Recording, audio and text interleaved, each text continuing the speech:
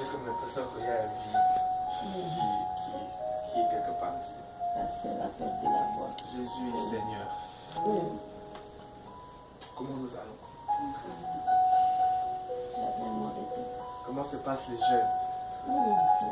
Quelqu'un joue de son jeûne?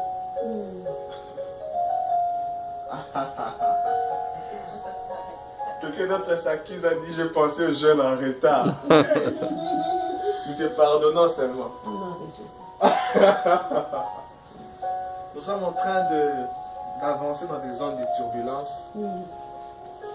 Les 3 derniers mois qui restent seront très stratégiques. Parce que la semaine passée, quand nous avions parlé sur le fait de se fortifier, nous avions dit que Dieu nous avait demandé de retarder un peu, parce que quand nous allons commencer à parler des types de combats, ça sera une ouverture dans des horizons spirituels complètement différents. L'œil va s'ouvrir de manière à ce que vous commencerez à remarquer et à voir. Il y aura ces choses qui commenceront à s'exposer, à se faire manifester.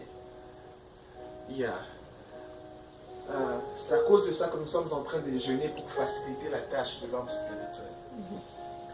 Alors nous avons introduit depuis pas mal de semaines déjà le grand sujet que nous sommes en train d'aborder. Nous l'avons appelé les combats. Et notre texte de base est dans 1 Timothée, le premier chapitre, dans son verset 18. Là, c'est l'apôtre Paul qui parle à son fils de la foi, Timothée. Il dit: combat le bon combat. Nous avons introduit en parlant de 5 grandes vérités sur le combat. Nous avons dit que tes combats existent différemment de ta volonté, qu'il existe différents types de combats, que nous n'avons pas tous le même combat, que la victoire dans le combat n'est toujours pas question de force mais de grâce. Et nous avons fini en disant encore quoi? Le 5e point, c'était quoi? Quelqu'un se rappelle? Quelqu'un se rappelle? Le 5e point, c'était quoi?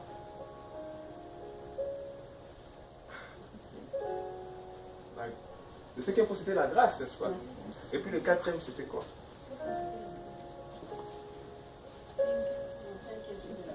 Le 5e, c'était la grâce, et puis le 4e. Nous avons la permission d'ouvrir nos notes.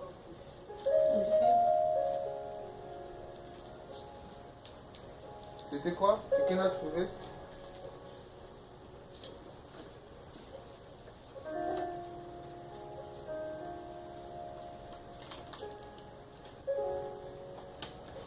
Voilà, moi je l'ai trouvé. Les combats épuisent, alors il ne faudrait pas s'épuiser avant ce combat. J'aimerais dire ça. Le combat épuise, ça c'était le 4e point.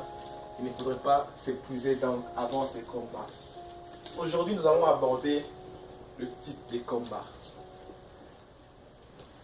Ça sera le 2e grand point, qui aura 3 sous-points à l'intérieur et les sous-points qui auront aussi à l'intérieur d'autres sous-points.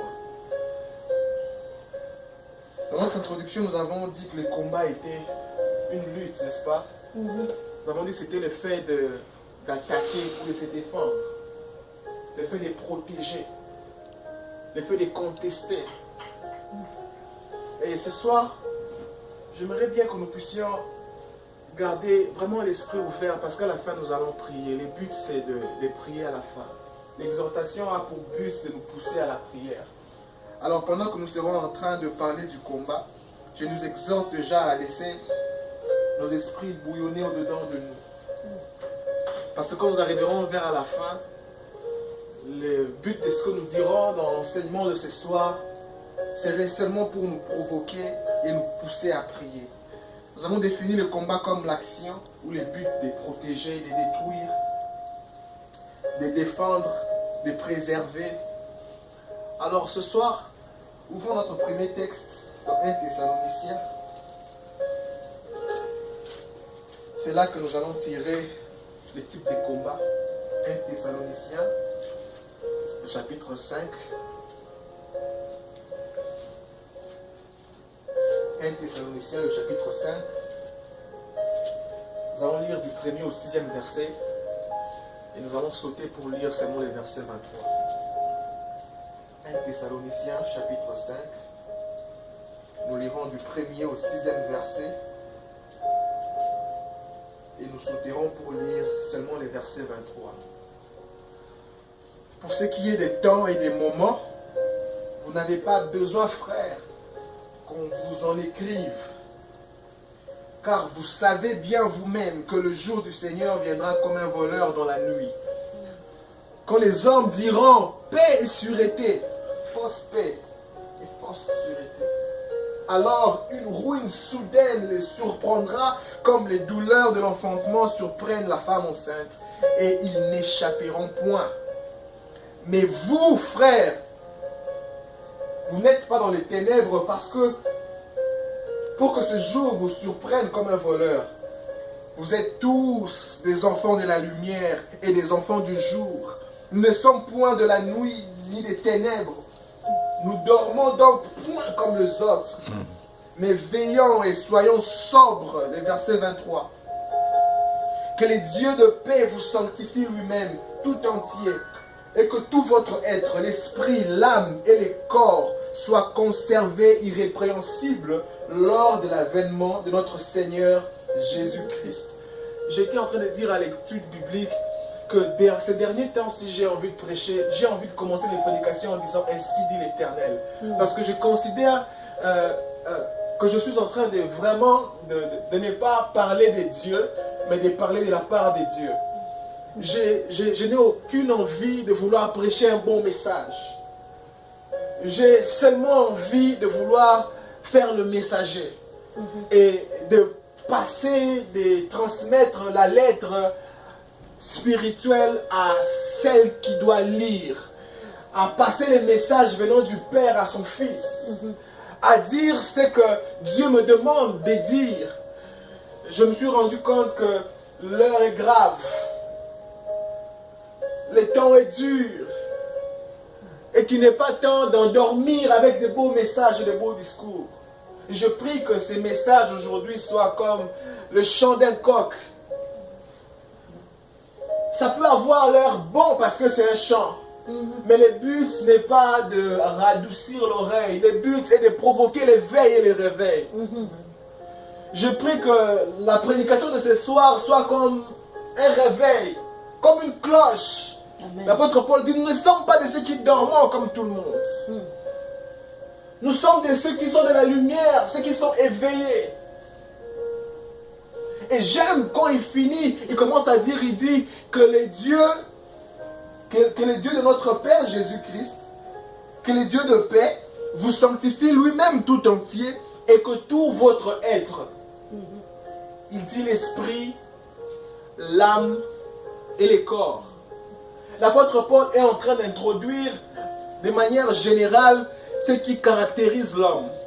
En fait, il introduit de manière générale l'essence de l'existence. Il dit, ce qui existe est compris dans ces trois éléments. L'esprit, l'âme et le corps. Et il en parle de manière ordonnée, selon l'ordre des valeurs. Il n'a pas dit le corps, l'âme et l'esprit. Celui qui était en train de parler était un docteur. Et en choisissant l'ordre des valeurs, l'apôtre Paul avait comme ça l'art de savoir faire asseoir les choses selon l'ordre des valeurs, selon la grandeur dans l'échelle de l'autorité. Il dit que Dieu fortifie tout votre être entier. Et il dit qu'il fortifie votre esprit, qu'il fortifie votre âme et qu'il fortifie votre corps. Toute l'existence est composée de ces trois éléments. L'esprit, l'âme et le corps.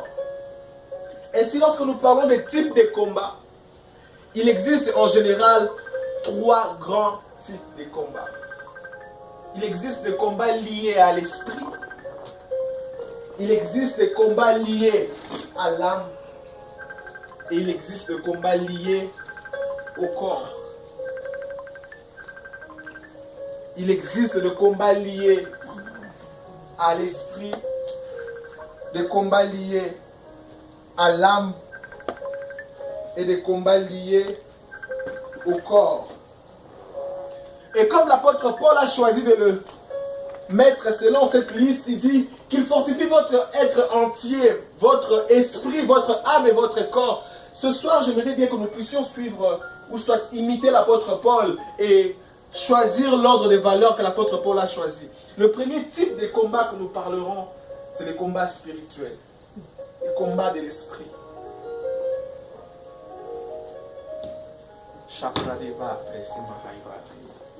Le premier type de combat que nous aborderons ce soir, c'est le combat de l'esprit. C'est un sous-point qui est un grand sous-point. Parce que nous allons vraiment aller en profondeur et voir même différents types d'esprits qui combattent. Aujourd'hui, je serai en train de vouloir élaborer ce que c'est un combat spirituel. Mais plus nous avançons, nous verrons même quel type de combat spirituel nous pouvons encore voir. Et quels sont les facteurs ou des éléments qui viennent provoquer les combats spirituels. Nous avons défini le combat comme l'action prise dans le but de détruire ou de protéger. Ainsi, le combat spirituel, c'est aussi un combat dans lequel nous remarquons les actions qui ont pour but de détruire ou de protéger spirituellement. Détruire ou protéger spirituellement. Attaquer ou défendre spirituellement.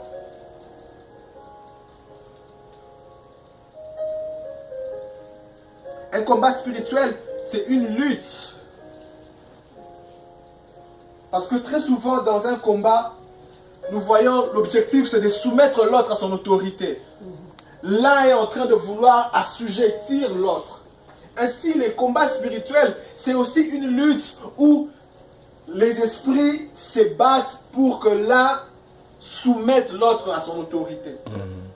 Les combats spirituels, donc, ces moments-là où nous avons deux camps adverses ou différents camps adverses qui coagitent, qui se mettent en rencontre pour que l'un soumette l'autre à son autorité. Alléluia. Est-ce que je communique? Alors, l'apôtre Paul, il dit que le Seigneur fortifie premièrement votre être entier, mais il commence à dire premièrement votre esprit. Pourquoi est-il en train de choisir premièrement l'esprit? Je vais nous parler de quelques vérités sur l'esprit. Premièrement, c'est que l'esprit est invisible. L'homme a été créé à l'image de Dieu. L'homme est tripartite comme Dieu est tripartite. Père, Fils et Esprit. Ainsi l'homme est esprit, âme et corps. Le Fils est le seul à avoir été vu des hommes. Le Fils est le seul à avoir été devenu flèche, devenu chair. Ainsi le corps est le seul à être vu des hommes. L'âme et l'esprit ne se voient pas. De la même manière que le Père et l'esprit, on ne les revoit pas. Parce que l'homme a été créé à l'image de Dieu. Amen. Alors l'apôtre Paul ici maintenant il parle, il dit, il commence par l'esprit. Premièrement parce que l'esprit est élevé. L'esprit a beaucoup plus de la valeur, de l'autorité que les deux, que l'âme et le corps. Pourquoi? Parce que l'esprit existe avant l'âme et le corps. Hébreux 11, verset 3. C'est par la foi que nous croyons que ce qui existe, ce qui est visible, nous vient de ce qui est invisible. Tout ce qui existe de visible nous vient de ce qui est invisible. L'esprit existait avant que l'âme et que le corps ne soient. Genèse chapitre 1, la Bible déclare que Dieu créa l'homme à son image et à sa ressemblance, qu'il leur créa l'homme et la femme. Vous avez déjà vu ça? Et Genèse chapitre 2, la Bible déclare que Dieu forma l'homme de la poussière de la terre. L'esprit de l'homme avait été créé, mais le corps avait été formé. Vous voyez la nuance? Et l'esprit, c'est ce qui avait été créé depuis.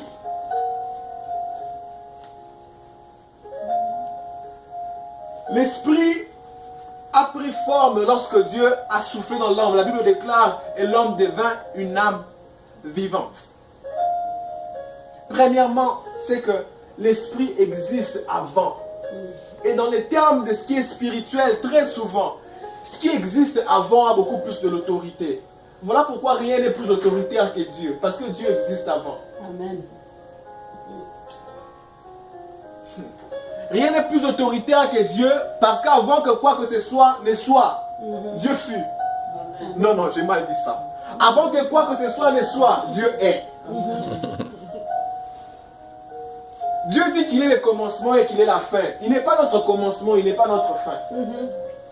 Parce que la Bible déclare au commencement, Dieu créa. Donc le commencement était là, Dieu était là, il créait le commencement. Il devait être hors du commencement pour créer le commencement. Amen.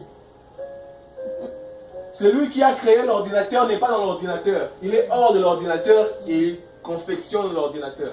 Dieu était hors du commencement et il créa le commencement.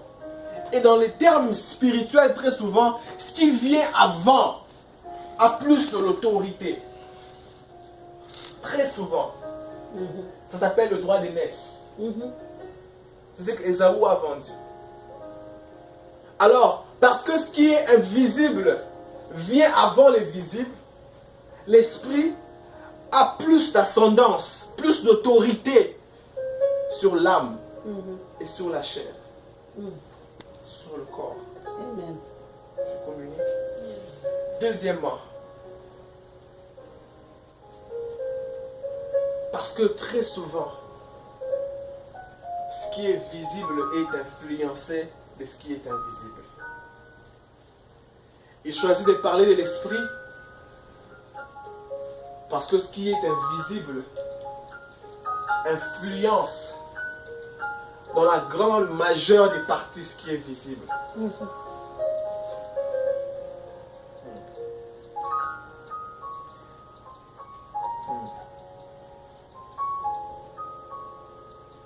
L'esprit a plus d'influence. Plus. Exode chapitre 17. Les versets 8 à 12. Là, c'est Moïse qui va combattre les Amalécites. Et Moïse instruit son fils dans la foi, Josué. Il lui dit, va selon mes instructions. Toi, descends sur le terrain.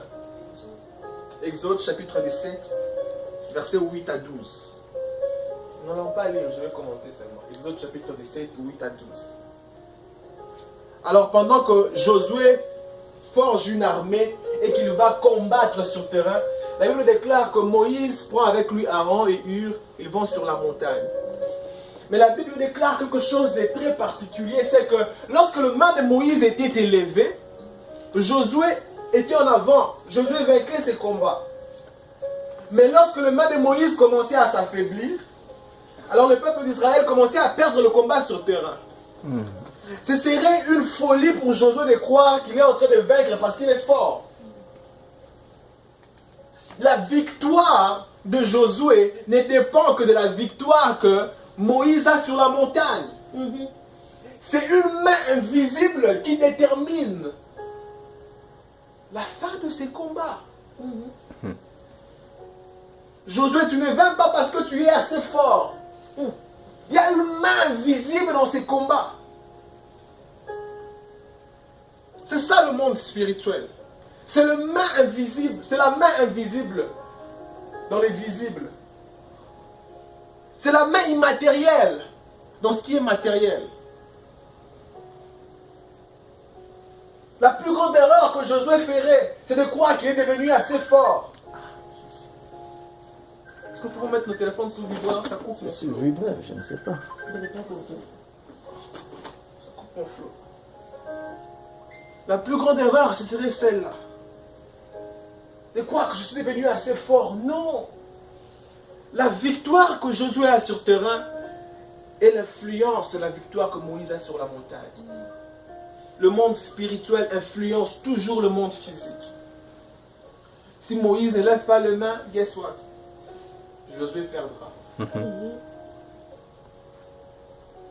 il faudrait que la main de Moïse soit élevée pour que Josué arrive à combattre là-bas où il est.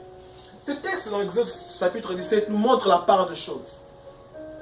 Et Josué, toi vas sur terrain, il y a différents types de combats. Toi combat physiquement. Mais moi je vais aller pour combattre spirituellement. Mais nous travaillons en équipe. C'est que quand je vins spirituellement, toi tu vins physiquement. Le problème avec la plupart des enfants de Dieu, c'est qu'ils ne savent pas faire la part de choses. C'est comme ça que je suis en train de demander à Dieu de nous ouvrir l'œil.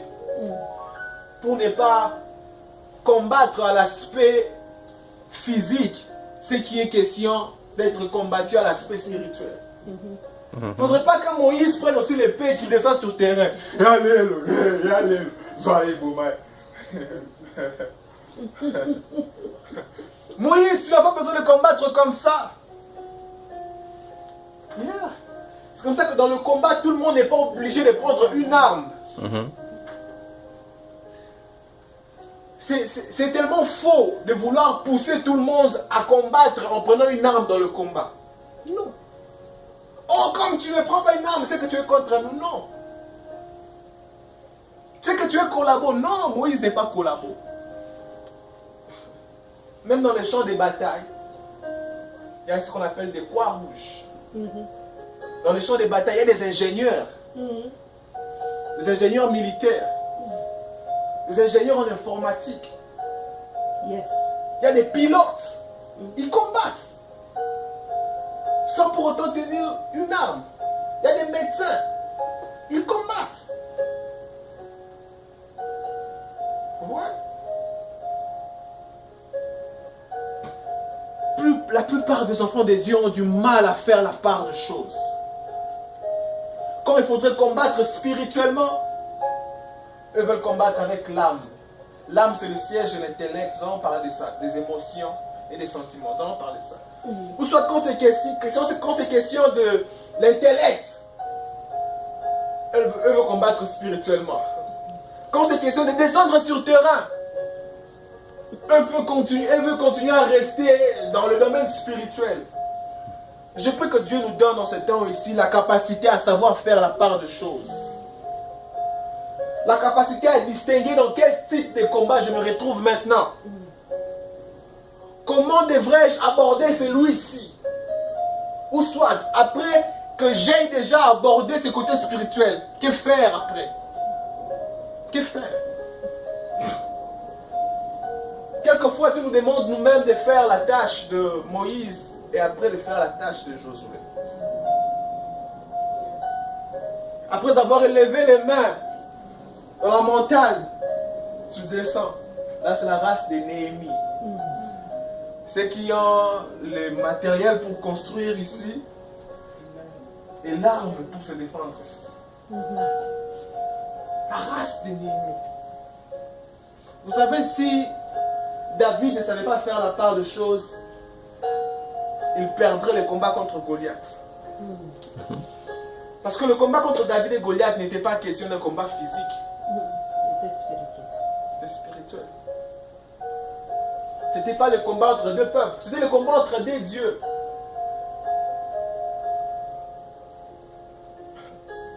Et quand Goliath voit David venir, il dit, hey, tu viens avec des bâtons, tu penses que je suis un chien. La Bible déclare que Goliath maudit David au nom de ses dieux. Et David aussi à son tour, il dit à Goliath, tu viens contre moi avec des lances et des javelots.